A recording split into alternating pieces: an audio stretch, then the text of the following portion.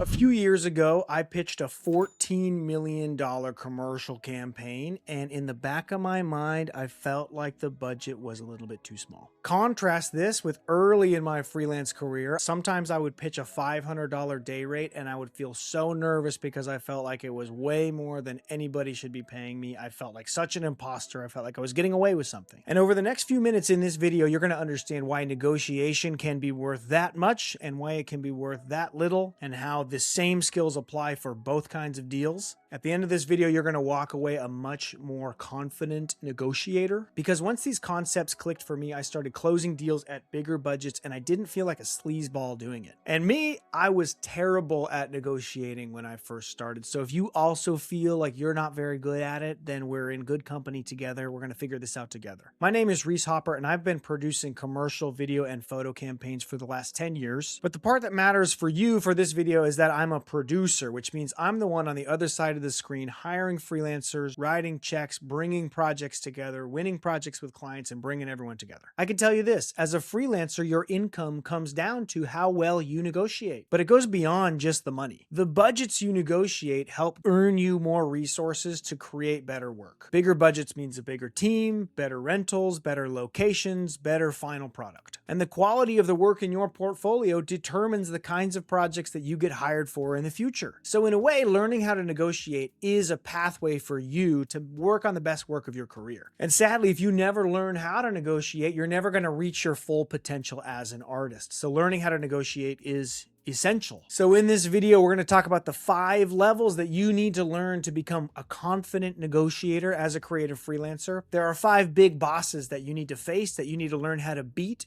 and we're going to talk about how to beat them today. Early on in my freelance career, I kept encountering this hard-headed negotiator who would always talk my rates down. He would always belittle me. He would always undermine the value that I thought I could bring. I kept encountering this negotiator in almost every project that I was pitching, and that's because the negotiator who kept talking my rates down was me. I was negotiating against myself before the client even said a word. So this is level 1. Stop negotiating with yourself. This is the trap for a lot of creative freelancers. When they're starting out, we try to be mind readers. We think that we know exactly what the client's thinking and how they're going to perceive us. We have this imposter syndrome and we feel like they're going to discover us for not being as valuable as we're saying that we are. So we talk ourselves down before we even send our quotes. Of course, you have to read the room a little bit and make educated guesses about what kind of quote you should send through. But remember, you're not a mind reader. You don't know the client's budget. You don't know what they're going to think of what your quote is. How often does this spiral happen for you? I know it used to happen for me a lot. You land on $8,000 for a full project budget, but then you think, oh man, the client, I don't know if they have $8,000. They don't seem like an $8,000 client. So maybe you remove a couple day rates for yourself, slash some percentage points off of how much you could profit on this, and then you talk yourself all the way down to $6,000. Then the client says yes instantly, and now you're sitting there wondering, well, could I have gotten $10,000? Could I have gotten $8,000? You just lost a negotiation that never happened. So the fix for this is to just send the quote that you would be excited to do the work for. Don't talk yourself down. Don't reduce it. Find a number that gets you excited and then send it. I tell a lot of people to pitch when you're confident and stop pitching when you don't feel confident. If for some reason these little worms get in your brain, they tell you you're not worth it or they're never going to go for this, just pause working on your pitch and find a way to get your confidence back up. Now, it might sound silly. Maybe it's a pump up song. Maybe you review all the good work you've done. Look at some nice emails that past clients have sent you about how good of a job you did for them. But if you take an hour to do that and then get back into working on your pitch, and that keeps you from talking yourself down from $8,000 to $6,000, you just effectively earn $2,000 an hour by pumping yourself up,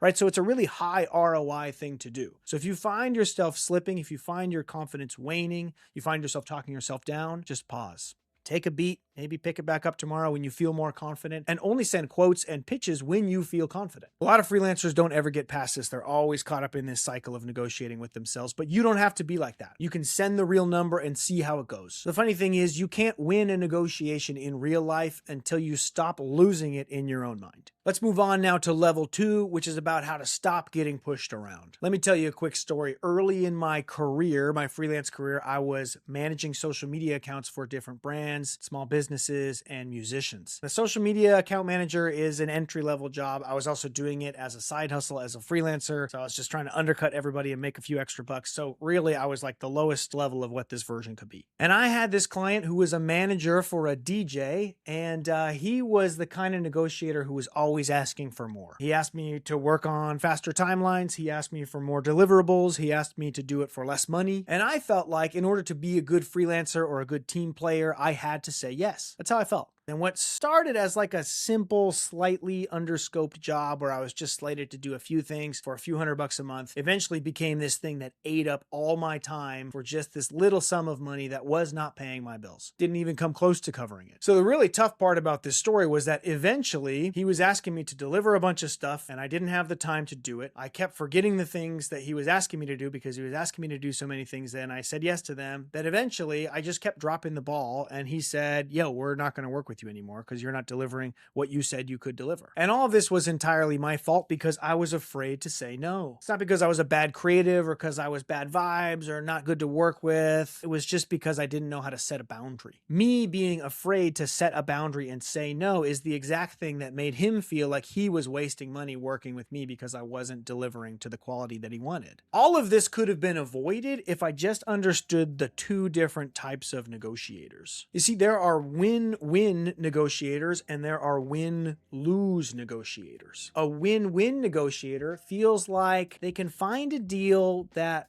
works for everybody. They feel like compromise is a part of life, and they feel like if they give a little and the other side gives a little, they can find something that makes both sides happy. That's a win-win negotiator. On the other hand, you have win-lose negotiators, and they see negotiation as a zero-sum game. They see every negotiation as if there's a winner and a loser. And they don't feel like they've won the negotiation until they find the limit, until they hear no. Because until they hear no, they feel like maybe there was still a yes left on the table. So when a win-win negotiator negotiates against a win-lose negotiator, the win-lose negotiator will always beat them. Because the win-win negotiator will just keep trying to say yes to make them happy, and the win-lose negotiator will keep asking for things, and it'll just be this funnel of energy and resources and time until the thing blows up because there were no boundaries set. So the lesson here is to first understand the two different kinds of negotiators, the win-win side and the win-lose side. Next is to understand what kind of negotiator you naturally are, and then understand what kind of negotiator your client is, and understand how this is all going to play out. If you're both win-win negotiators, good for you. I'm sure you can come to some conclusion that makes you both happy. If you're both win-lose negotiators, good for you. I'm sure you're going to tussle against each other until you find the limits and find a deal that works. But if you're a win-win negotiator and your client is a win-lose negotiator, you need to adopt the win-lose negotiation style. Otherwise, you'll just get pushed around until the project doesn't work anymore. So if you'll bear with me for a moment and my bad acting chops, I'm going to do some role playing to help illustrate this idea, give you some conversations. I'll do this a few times in this video for you. So this blue hat, this is me, the win-win negotiator. And then this white hat, this is the win-lose negotiator, the client. Thanks for sending this quote through. I love it. Quick question though, can we add an extra edit for social media? It shouldn't take you very long. Yeah, totally. I can do that. No problem. Amazing. And actually, we need this a few days earlier. Can you do that? Oh, yeah, sure. I guess I can make that work for you. Oh, okay, perfect. And our budget is a little tight this quarter, so I'm wondering, if we can bring this down just a little bit. So do you see what's happening here? I never said no, and so the client never stopped asking. There was no edge to the project. There was no boundary. And I taught him that everything was free. Real quick, if you feel like you're getting value from this video, I write a short email that goes out every Tuesday. It's called Freelancers Only. It's got a story or an essay or a lesson from my life that I share to you. We talk a lot about negotiation in that, so you can sign up for that for free at the link in the description down below. I look forward to seeing you in there. Moving on now to level 3, learn to love a no. We've talked a lot about no already, so let's reframe it a little bit. A no, whether you hear it from a client or you say it to a client, is not the end of a negotiation. That's what I was always afraid of when I started out. I wanted to keep saying yes because I felt like if I heard no or I said no, meant the negotiation was done. The deal was off the table, but that was wrong. A no isn't the end of the negotiation. It's the beginning of a negotiation. This is why a yes is very fluffy. It's very malleable. It can mean different things. It's more of a vibes thing. thing. You might discover this sometimes when you ask a friend, hey, you want to go see this movie? They might say, yeah, that sounds fun. Or yeah, I'd love that, but they're never actually committing there. A no, on the other hand, is a clear, hard line. It says, here are the boundaries. Here's what I can do. Here's what I can't do. And this is what brings reality to the sense of the project. It shows you where the edges are, shows you what's possible, and more importantly, it shows you what's not possible. Honestly, it's funny to think about, but a project might not have a real definition until somebody says no. A no is what shapes the reality of a thing before it becomes something. And here's another reason why you can learn to love no. It's because when you say no, it gets your client more bought into the success of the project. And this is because of something called the IKEA effect. A few years ago, there was this famous, widely cited study called the IKEA effect, where they got people to build IKEA furniture and then appraise the value of it to guess how much it should cost. And they got a different group of people who just looked at the finished furniture. They didn't have to build it, and they just had to guess how much it cost. And here's what's crazy. The people who built the furniture with their own hands thought it was worth more than the people who didn't have to build the furniture, which is economically just totally backwards, right? You shouldn't have to pay more for furniture that you build yourself. You should have to pay more for furniture that somebody else built, right? But when we build things with our own hands, when we have our skin in the game, we value the end product more. We think it's worth more. The same thing happens in a negotiation. When you tell your client, no, you can't do this creative idea, or we can't do it with this budget, now they have their skin in the game. They become a problem solver along with you. They have to engineer the solution with you, and they become a co-creator on that project now. They value the final product more because you told them no. So let's do another little role play and I'll show you what this looks like. I was thinking, can we do the drone shots and the studio and the on-location shoot all in the same day just to save money? Honestly, no, we can't do all three and keep the quality that you're hoping for. We just don't have time. Oh, okay. Well, when I think about it, I don't really need the drone stuff, and maybe we can be pretty quick with the studio. So can we do studio and then spend most of the day on location? So do you see what's happening right there? That's where the real negotiation begins. The no didn't end the negotiation. It made him realize what's important to him and had him co-creating solutions, and now he's invested in the success of the project. Let's go on to level 4.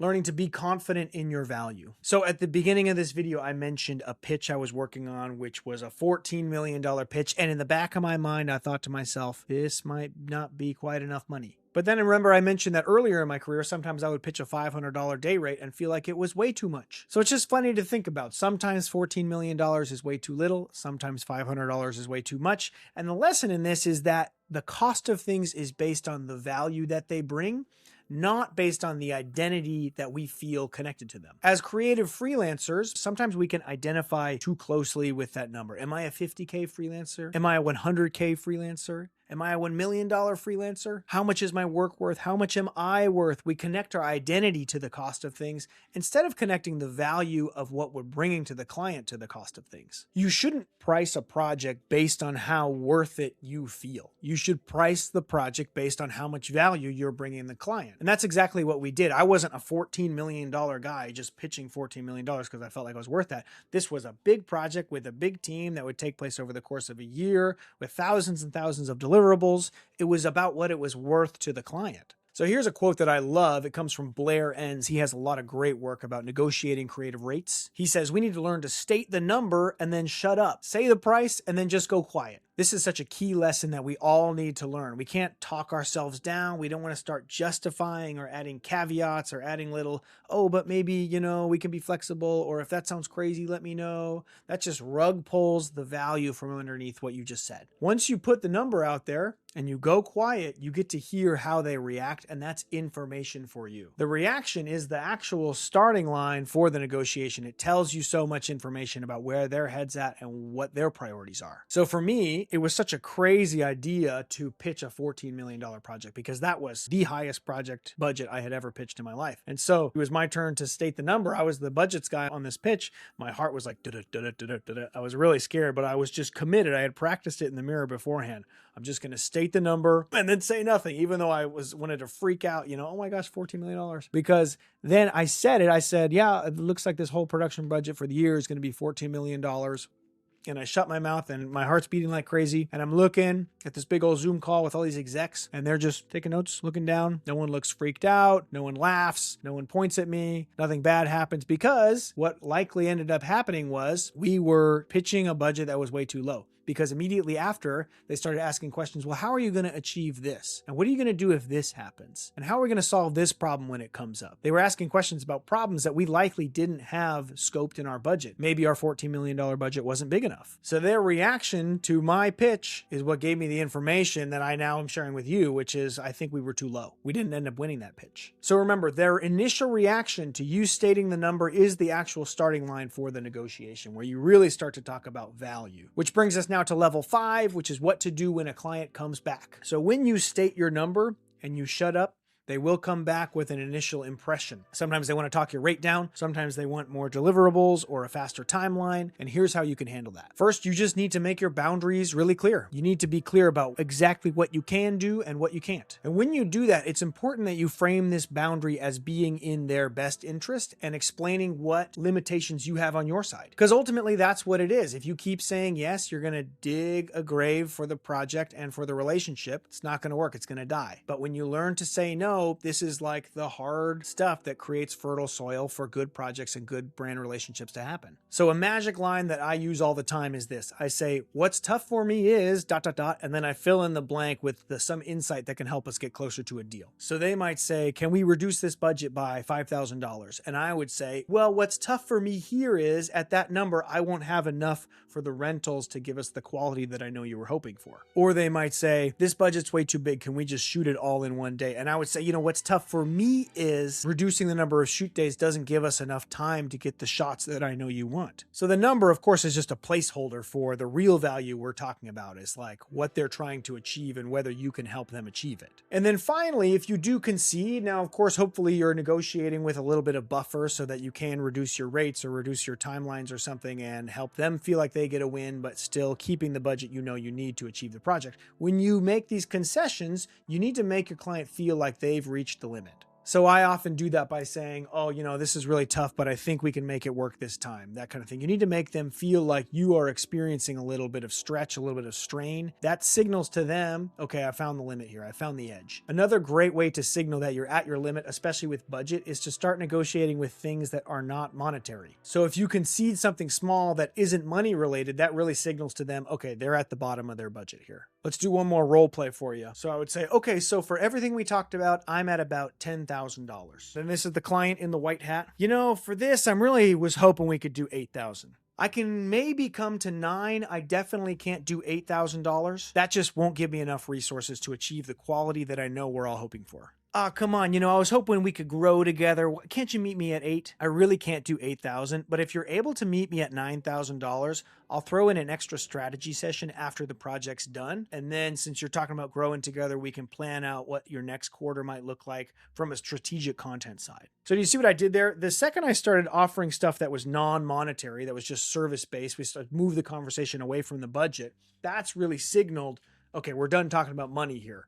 9,000 is the floor. So that's the whole map. These are the 5 levels to start closing more deals more confidently as a creative freelancer. You need to stop negotiating against yourself. You need to stop saying yes to everything. You need to learn to love the word no. You need to price your stuff based on value, not based on how you feel that day. And when they come back, you need to make your boundaries clear because ultimately it's best for them and it's best for you. Now, look, I know negotiation can feel scary and it can feel gross. There are a lot of bad people in this world who had to get really good at negotiating in order to survive. And now they're just out there pushing people around and bullying people. And it's a bummer. But that doesn't mean negotiation is in itself bad. And in fact, we now need more good people, good creative people like you to get good at negotiation in order to run projects that are healthy for you and for everybody and to keep the industry in a good place. Because there's so many bad people out there doing it. It's not a dirty thing. It's just how business gets done. And trust me, as someone who was so nervous about negotiating when I started, you can get to a place where you feel confident, where it doesn't freak you out, where you're cutting deals that work well for both sides. But as we know, closing deals is just the first small part of the journey of a creative project. And so that's why this is part 1 of a 4-part series where I'm going to take you through everything you need to know about making a creative project get across the line from start to finish. On the next one, I'm talking about the creative side, how to really get the client to see your vision and get on board with your creative vision, how to communicate that more effectively. So make sure you go ahead and subscribe to this channel so you don't miss that next one. I look forward to seeing you in there. Thank you for watching.